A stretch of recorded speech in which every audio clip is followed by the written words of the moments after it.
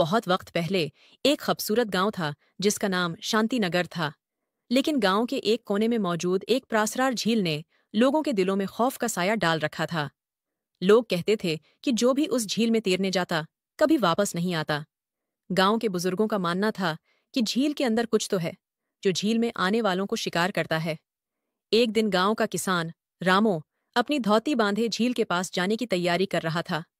रामो की माँ उसे रोकती है। बेटा, इस झील के करीब मत जाओ। ये जगह मनहूस है। माँ, ये सब बस पुरानी कहानियां हैं। ऐसा कुछ नहीं होता। मैंने अपने दोस्तों से वादा किया है और मैं कल झील में तैरने जा रहा हूँ।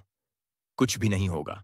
मैंने खुद अपने आंखों से देखा है कि कितने लोग यहाँ से कभी वापस नहीं लौटे। बेटा, ये झील सादा नहीं है। मैं नहीं चाहती कि तुम भी इन लोगों की तरह गायब हो जाओ।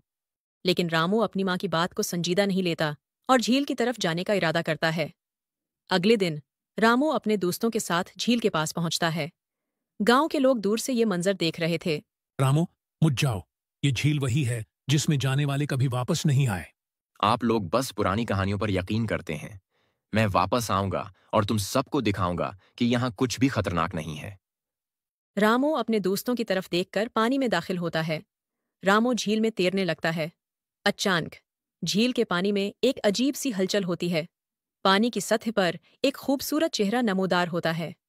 वो मरमड्ड थी जिसका ऊपरी हिस्सा इंसान का था और नीचे से वो मछली की मानंद थी।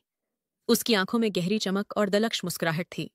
तुम कौन हो? रामू, तुम मेरे जाल में आ चुके हो। क्या तुम्हें डर नहीं लगता? मैं इस झील की मुल्का हूँ और जो यहाँ आता है वो कभी वापस नहीं जाता। रामू खौफ से पीछे हटता है, लेकिन मरमड्ड ने उसे अपने जादुई जाल में जकड़ लिया।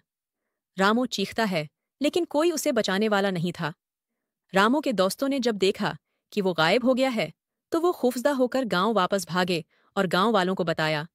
गांव के लोग गुस्से और खौफ में थे। सबको मालूम था कि मरमड्ड ने एक और जान ले ली है। रामू की माँ जार व कतार रोती हुई झील की तरफ भागी। गांव के लोगों ने फैसला किया कि अब उस मरमड्ड को खत्म करना जरूरी है। गांव के बहादुर जवान और बूढ़े सब जमा हुए और झील के पास पहुंचे। अब बहुत हो चुका। हमें उस मरम्मत को खत्म करना होगा।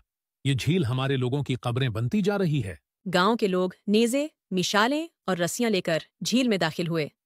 मरमड्ड ने उन्हें रोकने की कोशिश की, लेकिन गांव के जवानों ने हिम्मत नहीं हारी।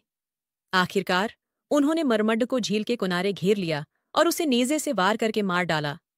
तुम सबने मेरे साथ क्या किया?